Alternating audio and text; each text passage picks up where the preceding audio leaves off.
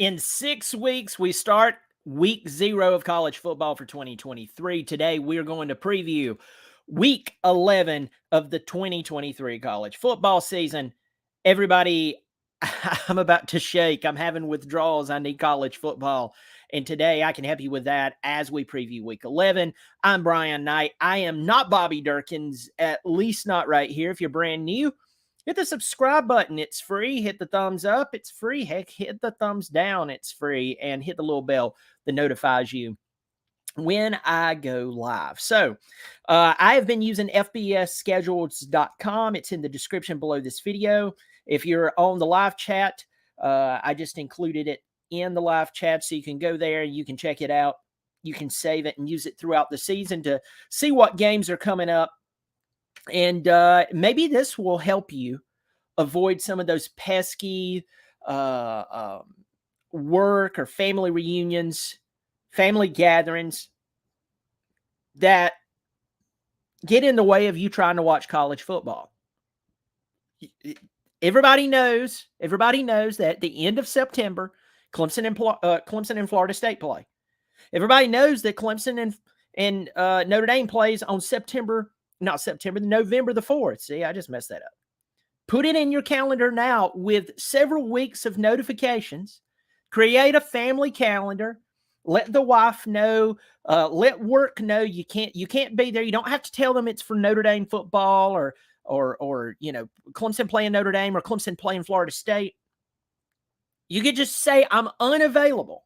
So if there's any family projects or things you need to do, you can go ahead and have foresight so you don't miss those games, having to go somewhere that you probably really didn't have to. So use this FBS schedules. I'm not an affiliate. I've just been using it. So everyone, thank you for joining me. I got Simeon in here. I appreciate you joining me, LSU Tiger fan.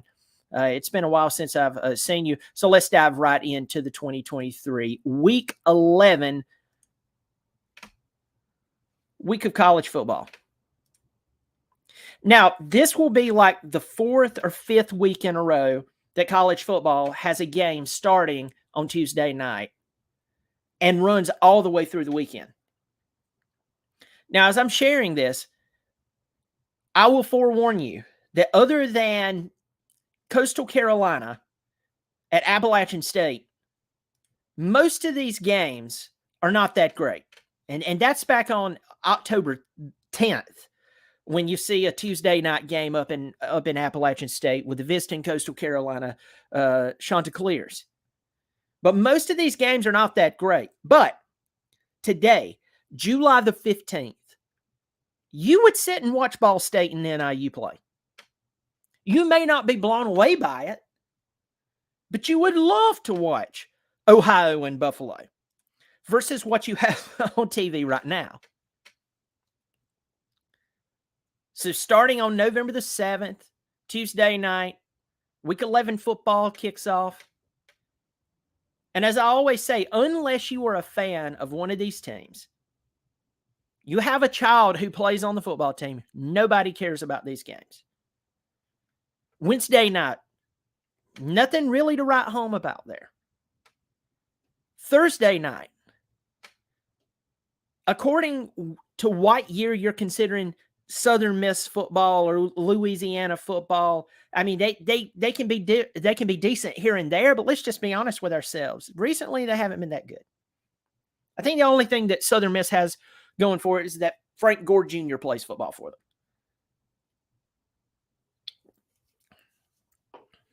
Virginia and Louisville that night. The Fighting Brian Brahms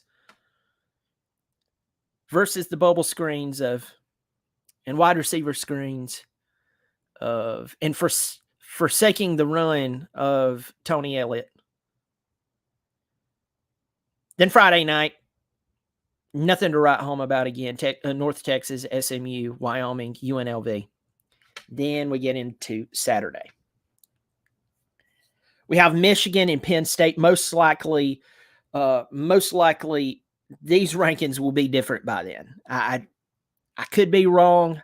I would lean more towards the side of Penn State not being as high coming into this. But This will be a 12 o'clock game on Fox. That's one thing I like about it as we're getting closer to the season. We're starting to see the game times. We're starting to see where we can watch it. That's a lot of fun.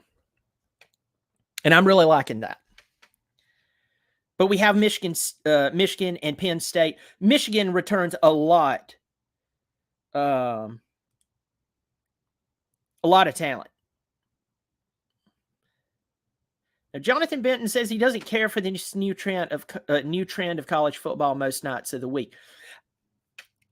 I get it to a point, but this is one of the new trends that it's kind of enjoyable to turn on a Tuesday night and you can watch a team that normally you wouldn't watch, but because it's Tuesday, you can have it playing in the background. If your family's anything like mine, we have a 7-year-old and we're very careful what we watch in front of him. I'm not going to have him watching blood and gore and then wonder why he wakes up in the middle of the night and he's freaked out by just everything. I mean, he's scared enough as it is. And most TV shows are just so foul. And it's like your kid says something really perverted, and they'll always do it in front of someone that it's the most inopportune time.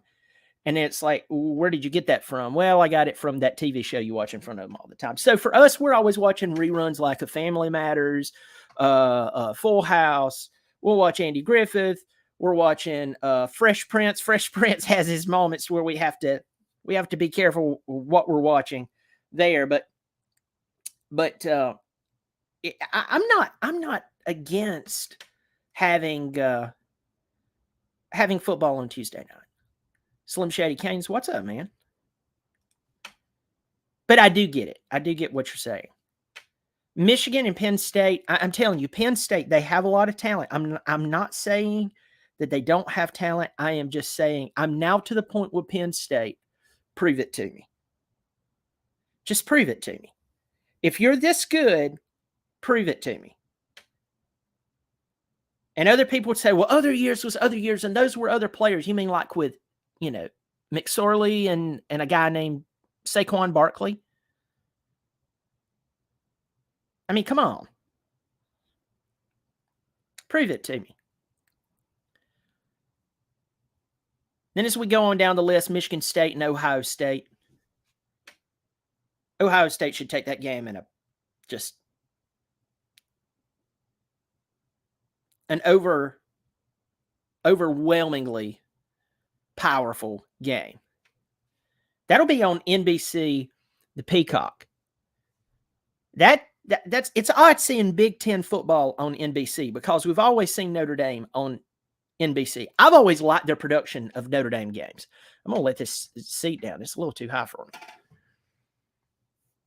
But to see more games on NBC, they really produce games really well. I miss the Gator Bowl being on NBC. They always did a great job of it. If you want to see interesting, this is just a free gift to you from me. If you want to watch something, now the quality is terrible, but go on YouTube and pull up Georgia Tech versus Miami like year 2000 in the Gator Bowl. Joe Hamilton's playing against them, and it's so funny. Miami has a young, strong safety named Edward Reed. That's how it's listed on the lineup. Edward Reed. Go watch that. So check that out. Hey, maybe that's the key, Slim Shady Gaines. Maybe that is the key. I'm still not sold on James Franklin. I don't think he's a bad coach, but he reminds me of Dabo Swinney if Dabo never reached the heights of the playoffs and the national championships. He's always this close, but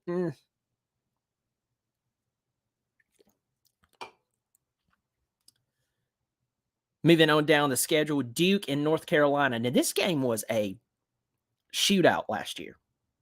Remember, Duke is one of those teams I've warned you about. Duke is one of those teams I've had to pump my brakes on. I've been watching college football for a very long time. Duke is what? A basketball school.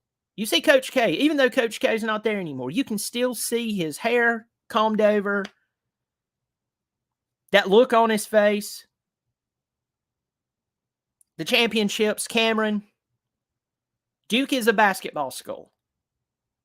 Duke has been historically a team that you could beat the crap out of. Yeah, they'd have one or two good players that would come out, and every now and again, they'd have a good season. Well, last year with first-year coach Mike Elko, former DC at Notre Dame, came in and won 9 ball games at Duke. He returned 16 starters, including his quarterback, who is throwing the ball very well. This was a shootout between him and Drake May last year. This game will be at North Carolina. If you know anything about the geography of North Carolina and Duke, they're very close to each other. I mean, there's 20 minutes separating them? It's a very good game to watch. Unless something crazy happens, this will be a very good game to watch. Georgia Tech at Clemson. Last year, they played in Atlanta at the Mercedes-Benz Stadium. This game will be at Clemson.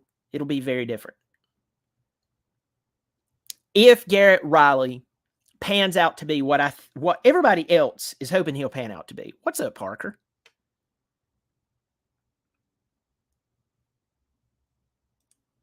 Slim Shady says UNC gives any defense a shot. Or any team a shot, their defense.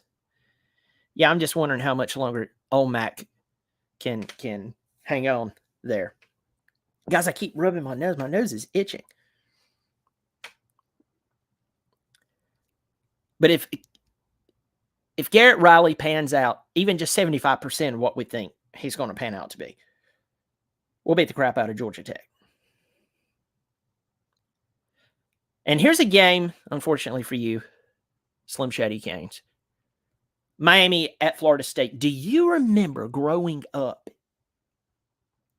and watching this game, knowing that whoever won it most likely was going to the national championship?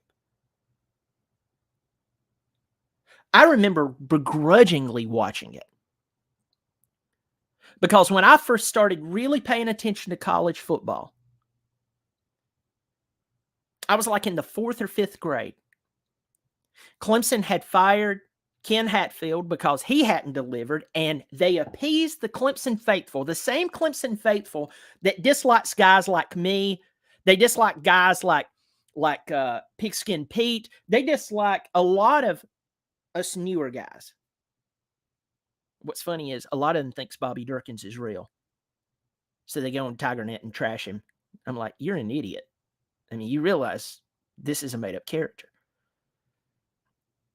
But a lot of those same people, they wanted Tommy West hired. They loved Tommy West. Well, he's a forward boy. Some of the worst years in the history of Clemson football. And I had to sit and watch my Clemson team get their head ripped off. They thought that Hatfield was bad. West went above and beyond and doing very bad, doing awful. So I had to begrudgingly watch Miami and Florida State play. Talent that we could only dream of having.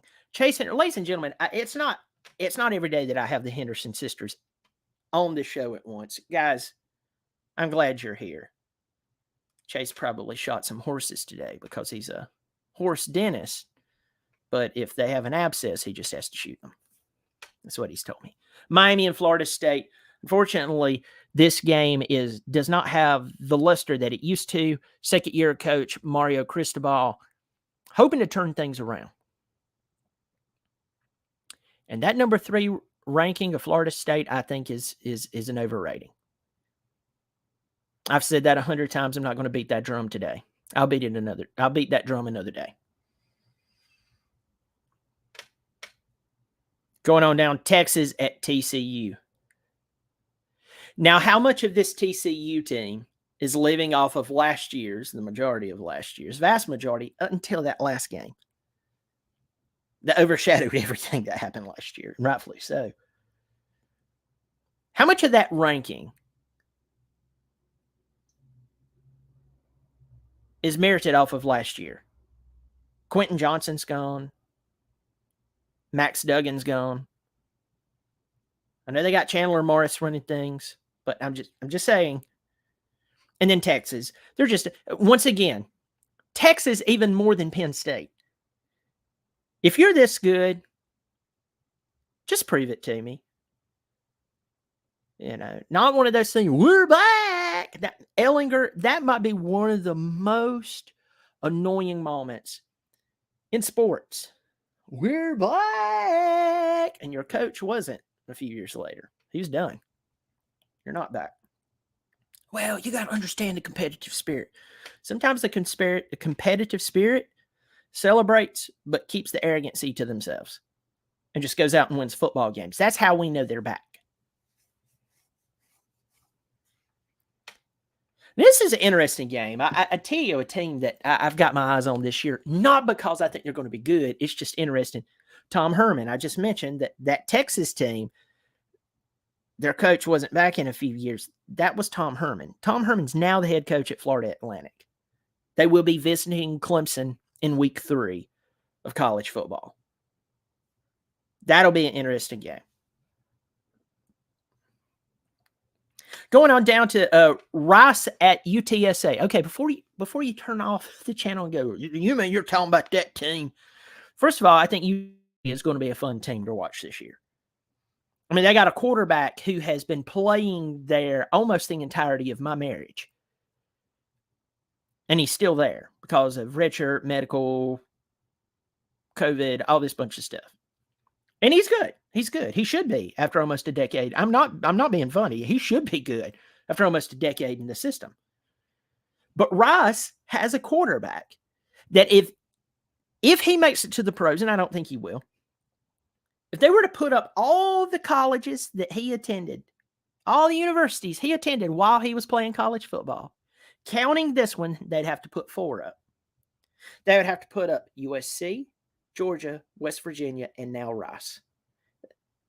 Yeah, JT Daniels. He's the head signal caller at, no, not head signal caller. He's the quarterback at Rice.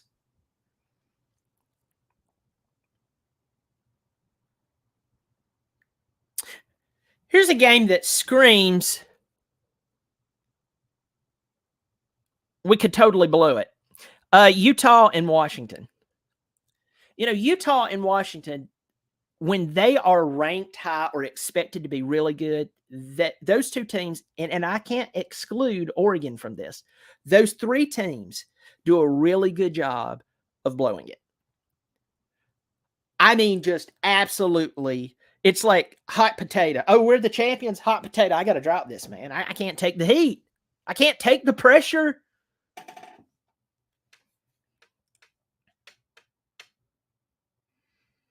Chase Henderson, he's no horse shots today, heading to the pool for Parker's son's birthday. Happy birthday to Parker Henderson's son. Happy birthday. Happy birthday to Parker Henderson. His lineage. He procreated. This is a big deal. Well, I'm glad in the midst of celebration, you're still here. But Utah in Washington, I want to go to a game in Utah. I'd really like to go to the Holy War when it's played at BYU. The pictures of BYU Stadium is beautiful. The mountains. They obviously have a bunch of bicycle parking. If you know, you know. This game will be who doesn't want it more. Northwestern and Wisconsin. Folks, I've held up on recording a video on Pat Fitzgerald. And all I'm going to say is I've read a bunch of articles. I read an article the other day by someone who is a Northwestern alum by a publication I'd never heard of. And by the time I ended the article, and by the way, this person was you could tell they were almost having an inner struggle that they put on a blog. It was not a blog; it was actually an article, and I could tell they were well funded. But by the time I got to the end of it, this person was even having the inner struggle, but in words, literary struggle. Inner struggle turned literary struggle.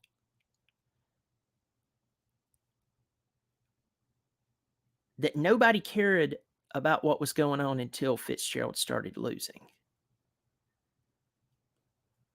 And then Georgia and all the stuff going on with Georgia, Northwestern, Pat Fitzgerald has did nothing compared to what Georgia players have done over the past just 6 months. Actually about 7 or 8 months. But they're winning. But that's the reason I haven't did a video on that. I'm trying to pump the brakes here and make sure that if I come on here and talk about something, especially of that magnitude, that I at least give it a decent I at least give it a decent coverage and not just say what everybody is saying or what I'm supposed to say. I'm just going to say this. Up to this point, of everything that I have seen, I've read a lot of articles. There is this stinking little smell that's coming from over in a dark corner that reeks if something is not right with firing Pat Fitzgerald. I'm not saying that everything that has went on is okay. Just saying. Anyway, I'll do a video on that. Northwestern and Wisconsin. Now we'll have 2 new head coaches going head-to-head in that game. Alabama and Kentucky. Alabama's going to beat their heads in.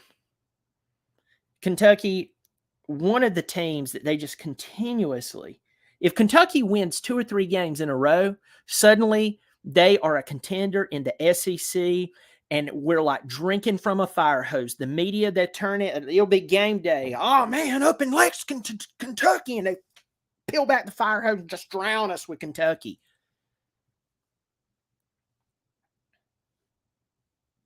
Good for you, Kentucky. You're going to get beat that day. Auburn, Arkansas. Auburn with Hugh Freeze.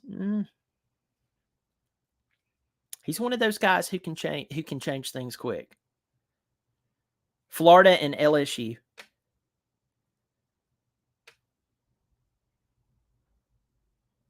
On paper, it sounds good. Unless something happens, LSU is going to win that game. Another good game. USC and Oregon. I fully expect, barring someone being arrested, barring someone being arrested, USC wins this ball game. It's at Oregon. I'm not saying that Oregon is going to get trampled by 20-plus points. I'm just saying I just see USC winning this game. I mean, they got one of the best teams that money can buy. And that tees up the next game. Mississippi State at Texas A&M. According to how things go, will Jimbo even be the coach at this point by week 11? If he's laid another golden turd, $75 million, $80 million is nothing to those oil boys down there. I know Clemson has dear old Clemson that's, I've heard it's well-funded, and I've heard some great things about, but I'm just going to tell you right now, Clemson is broke compared to Texas A&M and that oil money. He might not even be the coach this time. I'm going to go back to the comments, folks. I'm bouncing back and forth between the schedule and the video, so I haven't seen the comments up to this point. Also, it helps me pay attention. Happy birthday to Slim Shady Kane's youngest son. He was 9 months old yesterday. Happy birthday to him. As I said earlier, happy birthday to Parker Henderson's son. Parker, I can't remember his name, bro. Please forgive me. Please forgive me. BYU, Huffer Billy Pog, met him at the SO Club at the spring game. He was there with Pigskin Pete, my old buddy, Tiger Nation. Brian Brisset was sitting behind us. It was a good time. Good to see you, pal. BYU needs an age limit for players. Buddy, I hate to say it. But you need to go check out Frank Harris with UTSA. He's been there. I'm not kidding. This is season number 7.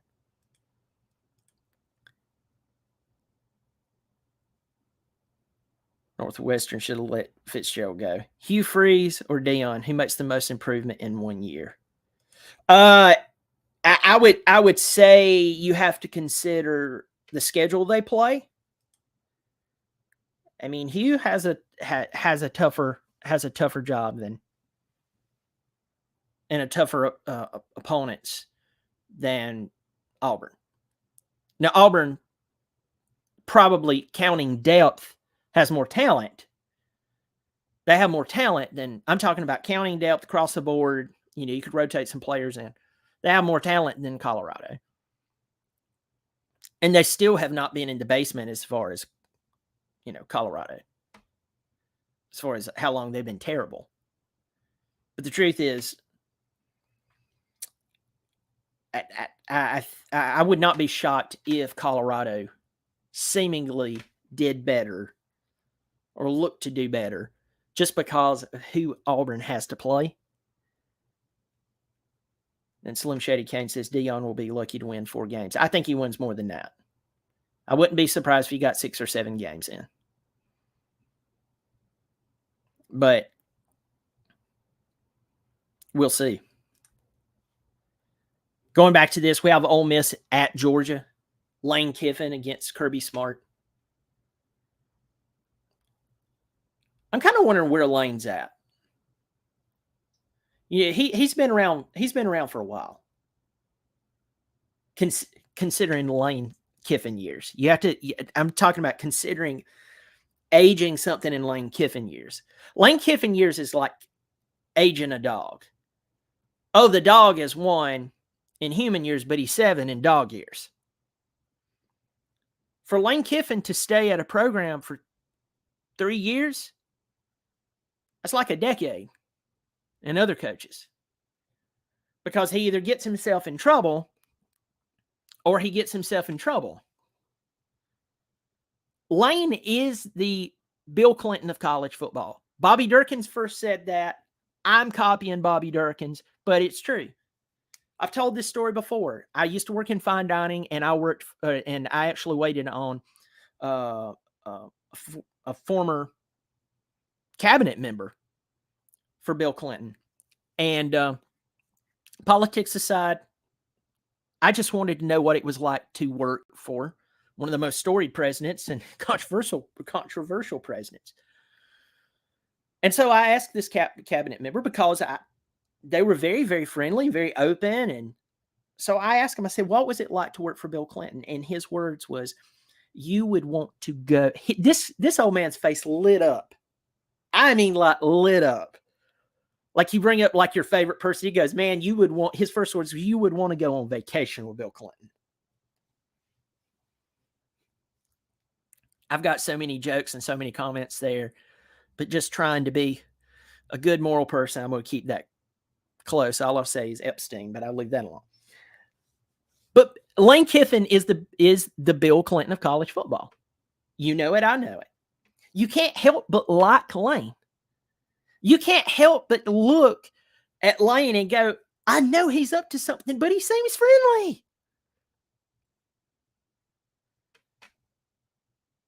They're probably going to get beat that day. But I kind of wonder, is Lane starting to get over Oxford? He's like, man, I could be better. I could go somewhere better. Does he?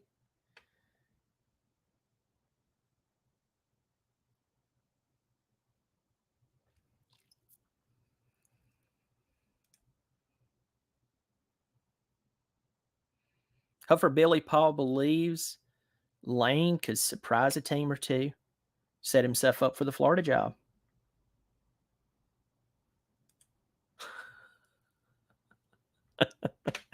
I'm going to leave that comment there. I'm going to laugh, and then I'm going to turn it off.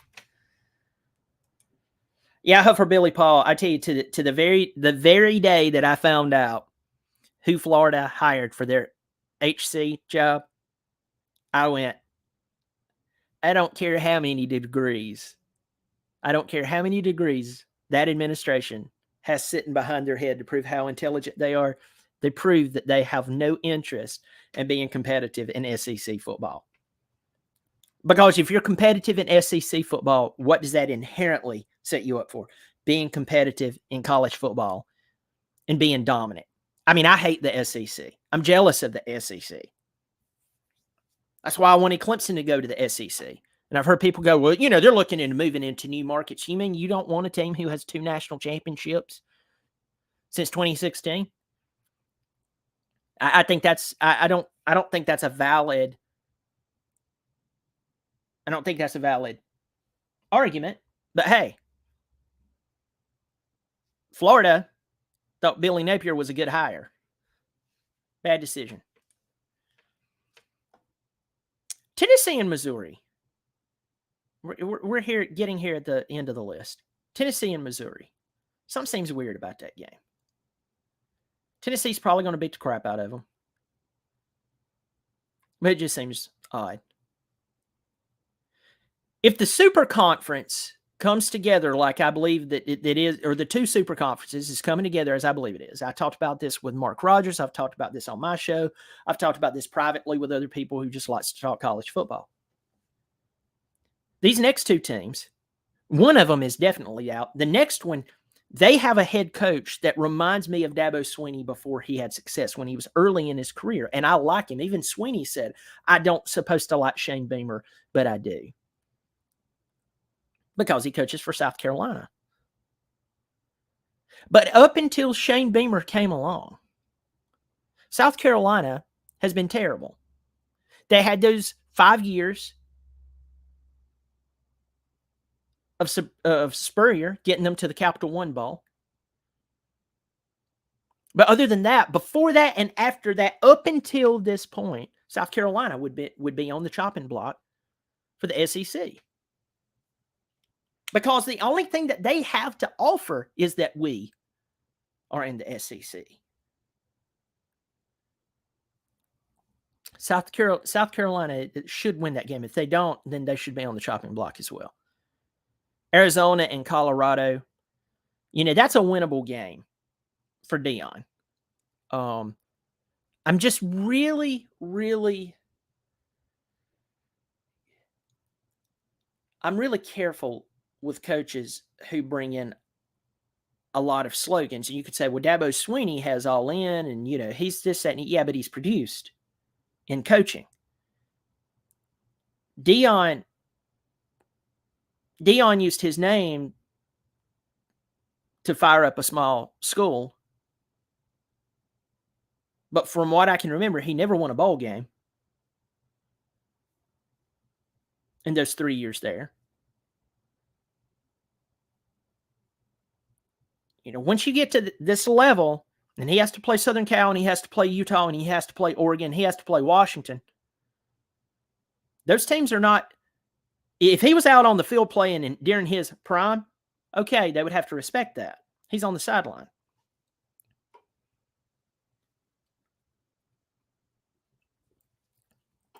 Arizona State, UCLA, Stanford playing against our old pal, DJ Uiagalelei.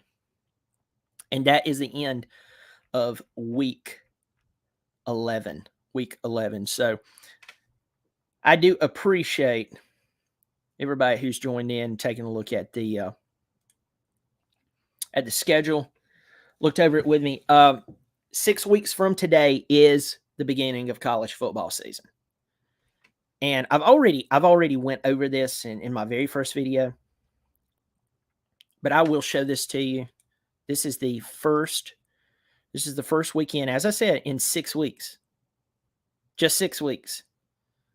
College football season starts. So here's week 0. Again, obviously the biggest game is Notre Dame and Navy in Dublin, Ireland. Be on NBC, 2:30 p.m. Of course, over there, it's like 7:30. They're like 5 hours ahead of Eastern Standard. You really don't have that really big games going on that day. But right now, would you enjoy watching Notre Dame and Navy versus no college football? I would. Most would, not all. Some would be like, I just don't care about anybody but my Clemson team or my South Carolina team or my Georgia team. Okay, I get it. But I would watch that game and enjoy it. Be like, finally, we're here. And this game, and I've talked about this a lot, for all those idiots, and I'm going to call them idiots, who during the whole time we were talking about expanding the playoff to 8 teams, I wanted 8 teams.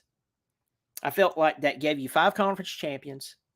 It gave you 3 at large. So that means that if you have 3 teams who were doing really well, but maybe they're kind of paying for the sins or the missteps of earlier in the season, they still get a chance in because they would actually be competitive. You want to put the best football teams out there. It would be good for football. But you remember what those people used to say that was arguing against this? Man, I mean, how are we going to handle the travel? I'm going to highlight a game right here. This is a this is a nothing game. 2 terrible teams who are awful. There's no national implications for this game. In fact, even some of their fans won't watch this game. Hawaii at Vanderbilt. How are we going to handle the travel? I'm now to the point when they start talking stupid like that, I'm not even going to say a word to them. I'm just going to look at them and go, and just walk off. You cannot talk to someone who is either lying to you on purpose because of contract purposes. They're trying to fulfill their contracts. They're trying to delay everybody with hysteria and whatever. Or they just actually believe that.